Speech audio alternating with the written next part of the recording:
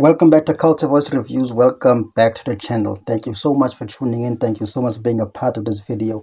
If you enjoy what we're doing here, please consider subscribing, becoming part of the family, and helping us reach our goal of 4,000 subscribers as we try to navigate these YouTube streets to get to that goal. So today we're checking out a video from a guy called Crypt. So it's been 5 years since the Machine Gun Kelly and Eminem battle happened. It's been 5 years since Rap Devil and Killshot have been released. So the video we're checking out now by Crypt is going to look at what has happened over those 5 years to the career of Machine Gun Kelly. Because Machine Gun Kelly did something that is extremely ill-advised for anyone to do, and that is to take on a rap god, a rap legend in Eminem. So, how much did it hurt his career? Did it help his career in any way? We don't know. We're gonna find out from this video. So, without any further ado, let's get into it. Killshot was released on September 14th, 2018. That's right, it's been over 5 years. And man, did a lot of things happen that I did not think would happen. But it's still one of the most viewed and talked about topics on YouTube, especially amongst the reaction community. It quite literally feels like it just happened yesterday, and I think it's because we can still see the effects from that battle to this day. Killshot's initial release absolutely broke YouTube. If you were around during that time, you know that there were so many comments in the first hour on that video that it literally would not let you comment anymore. Killshot was #1 trending on YouTube for over 10 days in a row and garnered 38 million views in the first 24 hours it was published, making That's it the 12th most viewed video in the first 24 hours in YouTube history at the time. It was also the largest debut of a hip-hop song in the history of YouTube. It also charted at #3 on the Billboard Hot 100 charts. It's currently sitting at just over 467 million views, still garnering over 50,000 new views per day. It's officially in the top 1,300 most viewed YouTube videos of all time, and even as recording this, one of my most recent YouTube notifications is on a video I did about this very subject over 4 years ago. So needless to say, this is still very much a topic of conversation. In this video, I'm going to focus solely on the effects it had on MGK. And if you guys want to see how it affected Eminem, please leave a comment telling me to do so. Like the video, share it around, help it spread throughout the algorithm because these videos take a lot of time to make. But in order but in all honesty, like, how did it affect Eminem? I know we're gonna go into like the effects it had on MGK's career, but how did it affect Eminem? Because like I feel nothing has changed for him. Like his position within hip hop has solidified, even though he's not as popular as he used to be, not winning these awards, not charting as high as he used to chart. Eminem is still like an institution on his own. So that battle was more basically like a blimp in his existence. Like it was, what is that line from Street Fighter?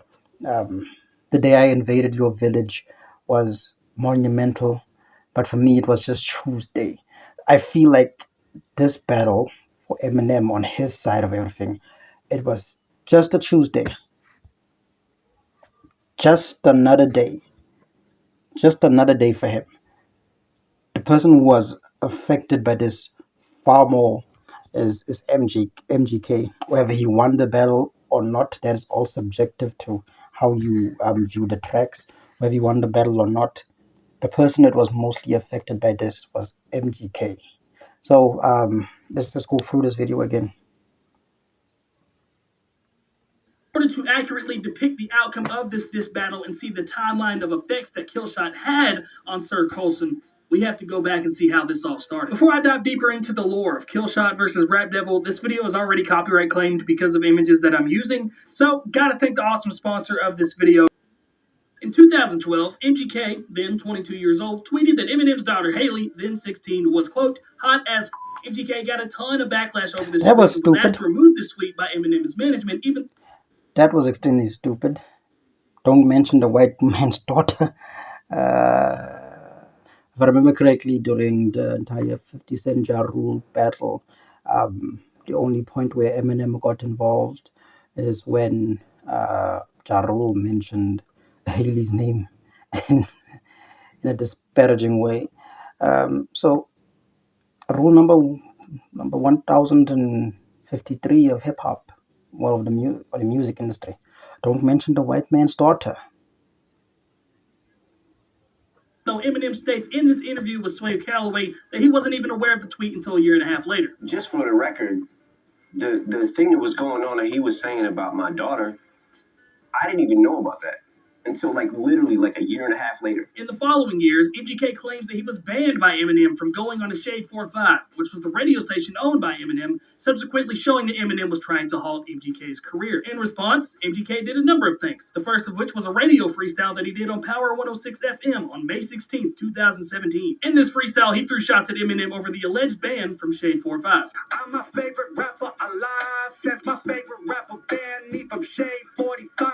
I wonder. Almost a year later, on March 1st, 2018, another shot was thrown on a featured verse he did with my personal favorite rapper of all time, Tech-9. In this song, MGK has a few more jabs at Eminem, including a line about needing a doctor, not the one from Compton, referencing Dr. Dre, and also the infamous "You just rap, you're not God's" line. As a result, on August 31st, 2018, Eminem responded to the multiple callouts on his song Not Alike from his surprise album Kamikaze. MGK then responded to Eminem's shots on Not Alike just a few days later on September 3rd, with the infamous Rap Devil. 11 days later on September 14th, which was 2008.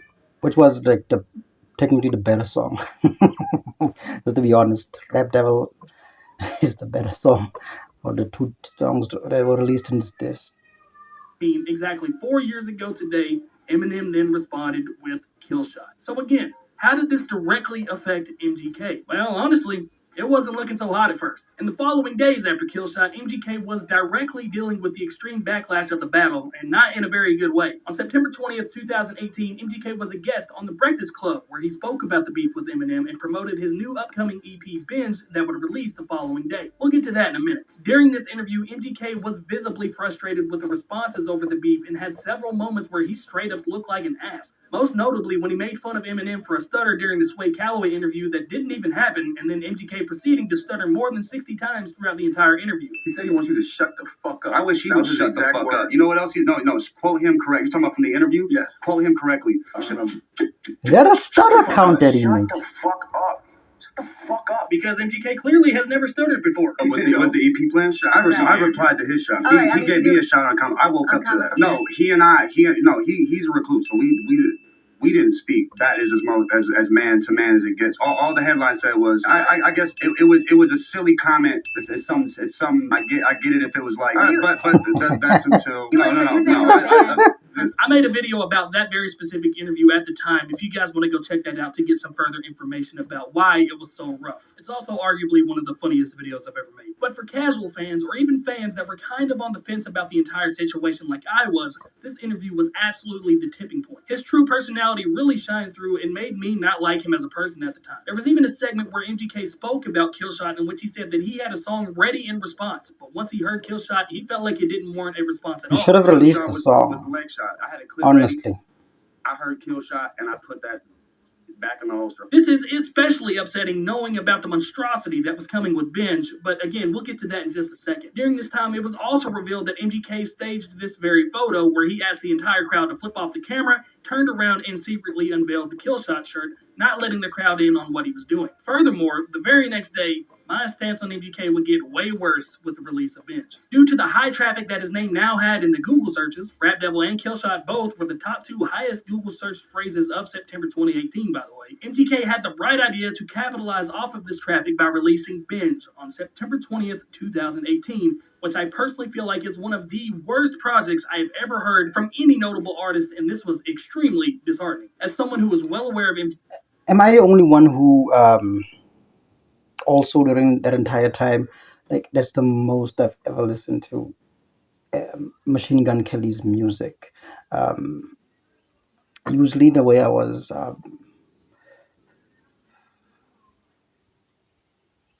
the way I knew about him, the way I was exposed to his music was usually by most of the features that he did during the time. But during that period of time is the most I've listened to MGK's music. I never listened to the Binge album. I listened to his prior work. I also listen to reactions of his work. that Steve Booster, another reactor on this app, did. Like, that is the most I've ever listened to MGK's music in one shape or form, was during this entire rap battle. Of MGK at the time and had been for many years, I knew that this guy could rap very well. Even Rap Devil showed us several flashes that MGK could absolutely hold his own in rap. But if you listen to Binge, this is absolutely not the case. Binge was a 9-track EP that was released 1 week after Killshot, and it was also very evident that every new song on this EP was made during that time. It was absolutely clear that MGK was trying to profit from the situation, which again frustrates me due to him saying that he had this second disc ready, but didn't release it, even though he clearly knew it would get numbers for his EP. I personally don't believe that the track even exists, but that's besides the point. I have an entire video explaining why that EP was so bad that you can check out up at the top right here, but just know that it's not just me. Even 5 years later, it still only has a 35% approval rating from users on Google, which is a percent up from last year. Even with all eyes on MGK, the EP only sold 21,000 copies first week, some reports even being as low as 15,000. This was a major hit and an extreme drop-off in numbers from his previous project, Bloom, that dropped in 2017, which had 57,000 first week sales. A few months would go by and very little was mentioned about this beef anymore, and MGK remained relatively quiet whilst working on his new and upcoming project, Hotel Diablo, which would release on July 5th, 2019 to generally positive reviews, yet low album sales. At just 39,000 first week sales for a full-length project, it seemed as if MGK could not recapture the numbers he was hitting before the beef with Eminem. Personally, I think Hotel Diablo is MGK's best body of work in his discography, and I genuinely enjoy several tracks from this album. But obviously, there were still some long-lasting effects from this beef. But this would be the turning point. When it seemed like he was trending in a downward direction in the rap industry, MGK did the smartest thing that he could have done. He quit rap. Kinda. It was during this hotel... There were so many jokes at the time that Eminem bullied this man out of rap and made him wear a dress. Diablo released that we could see several flashes of MGK incorporating a new punk rock / pop rock sound into his music. More specifically with the song I Think I'm Okay, which became the breakout song of the album. This was purely a pop punk rock song that got more than double the streams of any other song on Hotel Diablo. Keep this in mind for later. This experimentation continued on moving into 2020 with his collections of songs released on YouTube under the lockdown sessions. MGK was still rapping during a few of these songs, ultimately releasing one of my favorite rap tracks by him with Pretty Toxic Revolver. But this is also where he took that experimentation of this pop punk rock sound even further by doing a cover of Paramore's Misery Business amongst a collection of other covers of popular punk rock songs. While this was met with mixed reviews, I personally feel like this is where the full transition began to occur. Realizing the success of this untapped market, MGK began releasing original pop punk rock sounding songs that would eventually land on an upcoming album, the first of which being Bloody Valentine. Starring Megan Fox as the main character, this video would get over 110 million views, making it MGK's most viewed video since I Think I'm Okay, which was the pop punk rock sounding song from Hotel Diablo, which had 105 million views. The last time he got any success even close to the numbers before this, you guessed it, Rap Devil. So with that in mind, on September 25th, 2020, just over 2 years after dropping Rap Devil and dissing Eminem, MGK decided to put rap on the back burner for a little bit and switch genres, switch his look, and switch his style with his pop punk rock album, Tickets to My Downfall. And this did nothing short but absolutely revitalize and skyrocket his career out of nowhere. Tickets to My Downfall became MGK's highest selling album ever, getting 126,000 first week album sales. It was his first ever album to top the Billboard charts at #1, and it was his first album to ever be certified platinum. It became the 5th longest charting album on Billboard's Top Rock Albums history after spending 13 weeks in the #1 spot. Not to mention, the Tickets to My Downfall tour had several sold out shows. And what's that old saying? If it ain't broke, don't fix it. Nearly 2 years after releasing his first album under this pop punk rock sound, Tickets to My Downfall, MGK would then release Mainstream Sellout,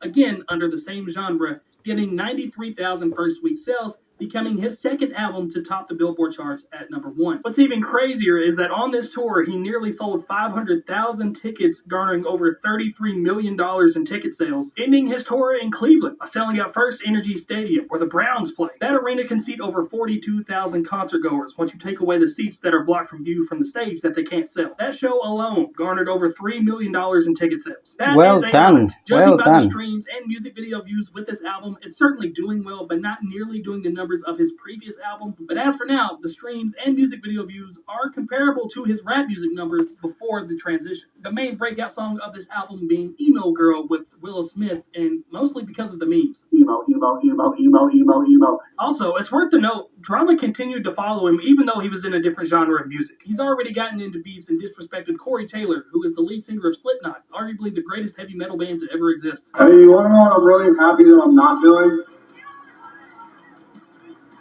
Being 50 years old, wearing a fucking weird mask on a fucking stage. Fucking shit. You can see MGK just coming in with that whole rap mentality, because usually the beefs in rock music are not all that highly publicized. A hip hop beef will everyone will like hear about it. It'll be made public. Even like news outlets out in America will like broadcast about them. But rock beefs are usually quiet, so he's coming in with that hip hop drama. That's a good thing. So anyway, what's everyone's favorite candy? Reese's Pieces? Despite the hiccup, MGK went on to complete a very successful tour at the end of 2022. Again, selling out the majority of his dates and ending on that massive Cleveland show. He even put out several music videos during the tour and a deluxe version of the album. The tour and 2022 closed on a very high note for MGK, but rolling around into 2023 and the earlier months of the year, MGK did something that definitely took me off guard. He dropped a rap cipher. It was really good. A lot of people, myself included, were convinced that he had left rap music and went to the pop punk genre and was there to stay. But seemingly in response to that widespread belief, MGK would go on to release 3 more rap tracks after this cipher, one of which rapping on Renegade. Yes, the Eminem and Jay-Z song, Renegade. I personally would have loved to have seen this series continue throughout the year, welcoming different guests, rapping on different beats, because it reminded me of the earlier rap days from MGK's career that I actually liked. And while the views weren't doing as well as the pop rock stuff that he was doing, the comments were overwhelmingly very positive, which for me just shows that a lot of the hate he was initially getting from this beef was because of the shitty rap music from Binge. But just when it seemed like he was dipping his toes back into the rap genre, we get this.